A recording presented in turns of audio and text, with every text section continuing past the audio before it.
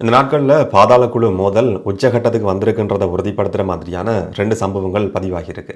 ஒன்று, இது உச்சகட்டத்துக்கு வந்திருக்குன்றத போலீஸே மறைமுகமாக உறுதி செய்கிற மாதிரி ஒரு அறிக்கையை வெளியிட்டிருக்கிறது. விஷ்ணு தேவாலயத்தினுடைய தேவேந்திரமன விஷ்ணு தேவாலயத்தினுடைய பிறகரால் நடத்தப்படுற காவடி ஆட்டம் இந்த வருஷம் நடத்தப்படாது என்று சொல்லி அறிவிக்கப்பட்டிருக்கு. இதுக்கான காரணம் 2 குழுக்களுக்கு இடையில் நடந்து கொண்டிருக்கிற மோதல் மாறி மாறி நடத்தப்படுற துப்பாக்கிச்சூட்டு சம்பவங்கள்.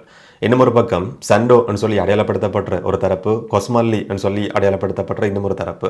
இந்த 2 தரப்புக்கும் இடையில் நடந்து கொண்டிருக்கிற மோதல் உச்சகட்டத்துக்கு வந்திருக்குன்றதை உறுதிப்படுத்துகிற மாதிரியான ஒரு துப்பாக்கிச்சூட்டு சம்பவம் நேற்றிரவும் பதிவாகியிருக்கு. இதில் கைது செய்யப்பட்டிருக்கிற துப்பாக்கிதாரி சம்பந்தமான இன்னும் பல தகவல்களும் வெளிவந்திருக்கு. முதல்ல மாத்திரையில் இருக்கிற தேவேந்திரமன விஷ்ணு தேவாலயத்தை சுற்றி நடக்கிற ஒரு சில சம்பவங்கள் சம்பந்தமான நிறைய விஷயங்கள் இந்த நாட்களில் செய்தியாக வெளிவந்து கொண்டிருக்கு. அந்த இடத்துல ஒரு துப்பாக்கிச்சூட்டு சம்பவம் கூட பதிவாகி இருந்தது. அதுக்கான காரணம் என்ன சொன்னால் 2 குழுக்களுக்கு இடையில் நடந்து கொண்டிருக்கிற ஒரு மோதல், பழி வாங்குறதுக்காக நடத்தப்படுற துப்பாக்கிச்சூடு. ஒரு பக்கம் கஞ்சிப்பான இம்ரான் சொல்லப்படுற தரப்பு, இன்னும் ஒரு பக்கம் தெஹிபாலை மல்லி சொல்லப்படுற தரப்பு. 2 பேரும் இலங்கையில் இல்லை, வெளிநாட்டில் தலைமறைவாக இருந்து கொண்டு மாறி மாறி வாய்ஸ் மெசேஜ் அனுப்பி மோதி கொள்றதை பற்றின செய்திகள் தொடர்ச்சியாக வெளிவந்து கொண்டிருக்கு. இந்த நாட்களில் தேவேந்திரமனையில் இருக்கிற விஷ்ணு ஆலயத்தினுடைய பிரகர நடத்தப்படுது, வருடாந்த திருவிழா நடத்தப்படுது. அந்த பிரகராவுக்கான ஏற்பாடுகள் செய்யப்பட்டிருக்கு. நாளையன்றைக்கு கடைசி ஊர்வலம் பேரணி நடத்தப்பட இருக்கு. அதுல காவடி ஆட்டம் ஒவ்வொரு வருஷமும் நடத்தப்படுறது வளமையானதான். இப்ப கஞ்சிப்பான இம்ரானுடையது சொல்லப்படுற ஒரு வாய்ஸ் ரெக்கார்டிங் வெளி வந்திருந்தது. நாங்களும் 2 நாட்களுக்கு முதல்ல அதை பற்றி காய்ச்சிருந்தாங்க. அந்த வாய்ஸ் ரெக்கார்டிங் வாட்ஸ்அப் மெசேஜ் அந்த ஆலயத்துக்கு பொறுப்பா இருக்கிற பஸ்நாயக்க நிலைமைவுக்கு கஞ்சிப்பான இம்ரான் அனுப்பி வச்சிருந்ததா ஊடக செய்திகள் குறிப்பிட்டிருந்தது. இந்த வாய்ஸ் மெசேஜில் சொல்லப்படுது, போன வருஷத்தில் இந்த ஆலயத்தில் யார் யாருக்கெல்லாம் காவடி ஆட்டத்தில் கலந்து கொள்றதுக்கு சந்தர்ப்பம் கொடுக்கப்பட்டிருந்ததோ, போன வருஷம் யார் யாரெல்லாம் அதில் பார்ட்டிசிபேட் பண்ணியிருந்தாங்களோ இந்த வருஷமும் அவங்களுக்கு சந்தர்ப்பம் கொடுக்கப்படணும். நீங்கள் நினைக்கிற மாதிரி அரைவாசியாக குறைக்க முடியாது, நான் சொல்றதை கேட்டு அந்த பிறகு நடத்தப்படணும்னு சொல்லி கஞ்சிப்பான இம்ரான் சொல்லி இருக்கிறதா ஊடக செய்திகள் குறிப்பிட்டிருந்தது. அதுக்கு பிறகு இன்னும் ஒரு வாய்ஸ் மெசேஜ் வெளிவருது, வாய்ஸ் ரெக்கார்டிங் வெளிவருது. தெஹிபாலை மல்லின்னு சொல்லப்படுற நபர் கஞ்சிப்பான இம்ரானுக்கு மிரட்டல் விடுக்கிற மாதிரியான ஒரு ரெக்கார்டிங், நீ முடிஞ்சா தொட்டுப்பார், முடிஞ்சா என்ன வேணும்னு சொன்னாலும் செய்து பார், நாங்கள் பார்த்துக்கொள்றோம்ன்ற மாதிரி அதில் சொல்லப்பட்டிருந்தது. அப்படியான ஒரு பின்புலத்தில் தேவேந்திரமணியில் இருக்கிற விஷ்ணு ஆலயத்துக்கு பக்கத்தில் இருக்கிற ஒரு வீட்டின் மேலே துப்பாக்கிச்சூடு நடத்தப்படுது. யாருக்கும் எந்த விதமான சேதமும் கிடையாது. அதுக்கு பிறகு இன்னும் ஒரு ரெக்கார்டிங் வெளிவருது. அந்த ரெக்கார்டிங்கில் தெஹிபாலை மல்லின்னு சொல்லப்படுற நபர் சொல்றார், இது வெறும் ட்ரெய்லர் மட்டும்தான், நீ சொல்ற மாதிரி ஏதாவது சம்பவம் நடக்குமா இருந்தா இது ஒரு எடுத்துக்காட்டா இருக்கு, இந்த மாதிரியான துப்பாக்கிச்சூடுகள் எதிர்வரும் நாட்களில் நடக்கலாம் என்ற மாதிரி இன்னும் ஒரு வாய்ஸ் மெசேஜ் வெளிவந்திருந்தது. எப்படி மாறி மாறி அடிச்சு கொள்ற பின்புலத்தில் தான் இப்போ போலீஸ் ஒரு தீர்மானத்துக்கு வந்திருக்கேன்னு சொன்னா, தேவேந்திரமன விஷ்ணு ஆலயத்தினுடைய பிறகரால நடத்தப்பட இருக்கிற காவடி ஆட்டம் இந்த வருஷம் நடத்தப்படக்கூடாதுன்னு சொல்லி போலீஸ் தீர்மானிச்சிருக்கு. அந்த ஆலயத்துக்கு பொறுப்பான பஸ்நாயக்க நிலைமைவுக்கு போலீஸ் உத்தியோகபூர்வமாக இதை அறிவிச்சிருக்கு. இத்தனைக்கும் காரணம் 2 தரப்பு மோதி கொள்றது.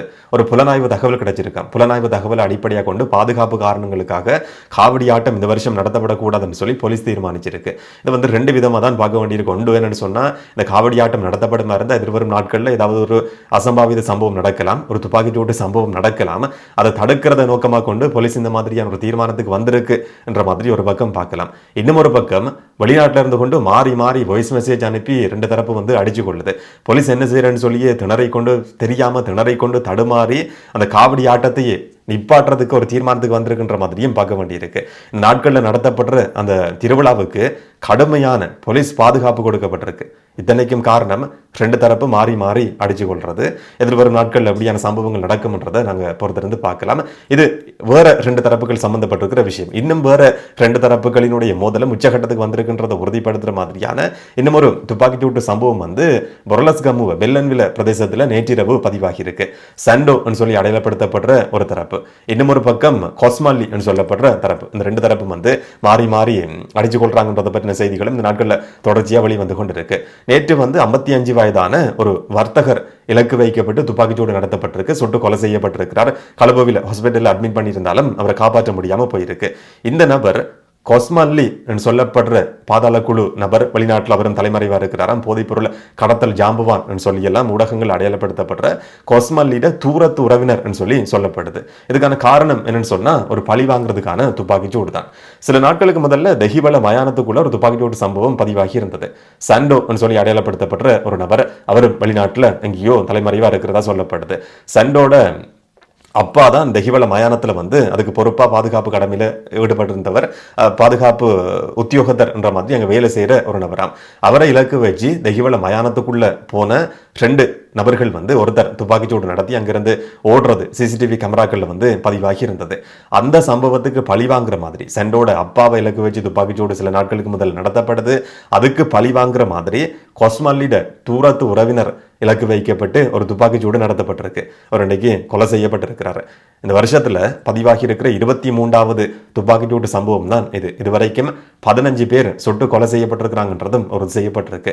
இந்த சம்பவத்துல வந்து துப்பாக்கிதாரியா இருந்த நபரும் அவர் ஏற்றி போன பைக்ல போயிருக்கிற 2 பேர் தான் வந்து இந்த சம்பவத்தை செய்திருக்கிறாங்க.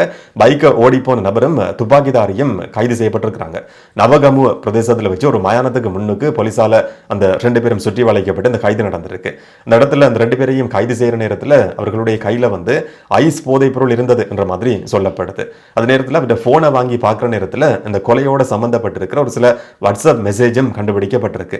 சண்டோ சொல்லப்படுற நபருக்கு இந்த துப்பாக்கிதாரி வந்து சில மெசேஜ் அனுப்பி வச்சிருக்கிறாரு. அந்த இடத்துக்கு போனதுக்கு பிறகு துப்பாக்கிச்சூடு நடத்தப்படுறதுக்கு முதல்லையும் துப்பாக்கிச்சூடு நடத்தப்பட்டதுக்கு பிறகும் வாய்ஸ் மெசேஜ் அனுப்பி வைக்கப்பட்டிருக்கு. முதல்ல சொல்லப்பட்டிருக்கு பச்சை கலர்ல உடுப்பு போட்டிருக்கிற ஒரு நபர் இருக்கிறாரு, ஆனா இன்னும் ஒரு சிலரும் இந்த இடத்துல இருக்கிறாங்க என்ற மாதிரி சொல்லப்பட்டிருக்கு.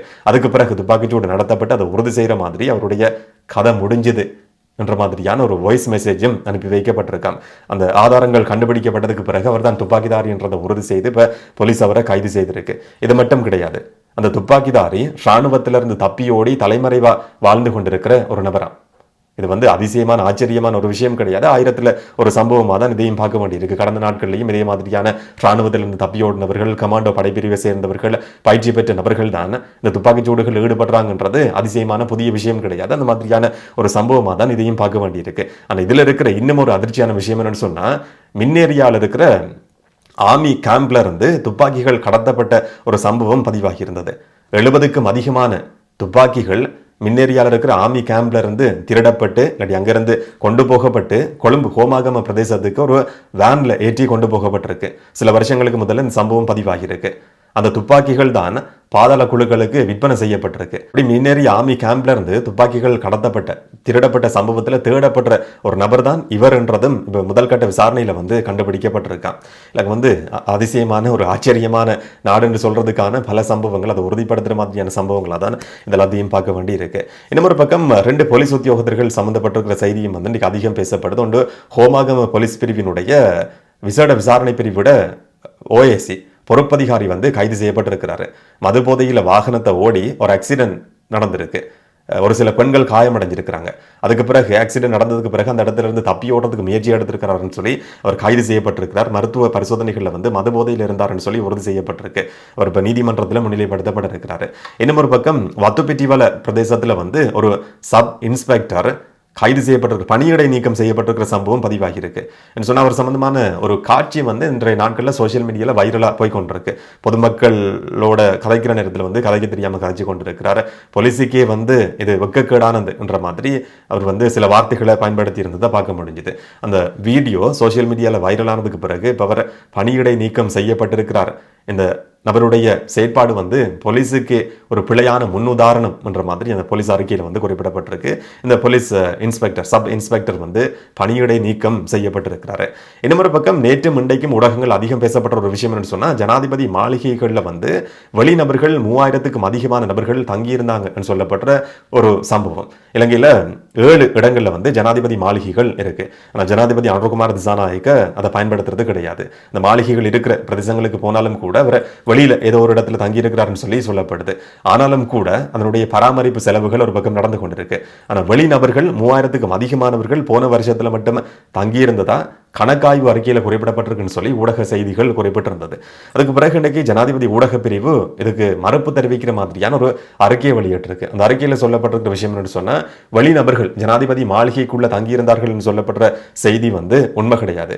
ஜனாதிபதி மாளிகைக்குள்ள வேற சில கட்டடங்கள் இருக்கு. அந்த இடத்துல வந்து அங்க வேலை செய்யறவர்கள், பாதுகாப்பு கடமையில் ஈடுபட்டிருந்தவர்கள், ஊடகவியலாளர்கள், சில நேரங்களில் கூட்டங்களுக்கு போனவர்கள் தங்கியிருந்திருக்க முடியும். ஆனா ஜனாதிபதி மாளிகைக்குள்ள வெளிநபர்கள் தங்கியிருந்தார்கள் சொல்லப்படுற செய்தி உண்மை கிடையாது என்ற மாதிரி தான் அந்த செய்தியில வந்து அந்த அறிக்கையில சொல்லப்பட்டிருந்ததை பார்க்க முடிஞ்சது. எப்படி இருந்தாலும் ஜனாதிபதி அனுரகுமார் திசாநாயக்கு இதை பயன்படுத்துறது இல்லைன்னு சொல்லப்பட்டதுக்கு அதனுடைய பராமரிப்பு செலவு, தொலைபேசி கட்டணம், மின்சார கட்டணம்னு சொல்லி போன வருஷத்துல மட்டும் 3 கோடி ரூபாய் செலவு செய்யப்பட்டிருக்கு. ஜனாதிபதி பயன்படுத்தாமல் இருக்கிறார், வீண் விரயமாகிறத தடுக்கிறத நோக்கமாக கொண்டுதான் அவர் இந்த மாதிரி செயற்படுறாருன்னு சொல்லி ஒரு பக்கம் பாராட்ட முடியும். இன்னொரு பக்கம் அவர் பயன்படுத்தாமல் இருந்ததுக்கு அதுக்கான பராமரிப்பு செலவுன்றது அப்படியே நடந்து கொண்டுதான் இருக்கு. 3 கோடி ரூபாய் போன வருஷத்துல மட்டும் செலவு செய்யப்பட்டிருக்காம அரசாங்கம் இது சம்பந்தமா இப்படியான நடவடிக்கைகள் எடுக்கும்ன்றதை நாங்க பொறுத்திருந்து பார்க்கலாம். இந்த சம்பவங்கள் சம்பந்தமா நீங்க என்ன நினைக்கிறீங்கன்றத கமெண்ட்ல சொல்லுங்க. நாளைக்கு நாங்கள் இன்னும் ஒரு வீடியோவில் சந்திக்கலாம். வணக்கம்.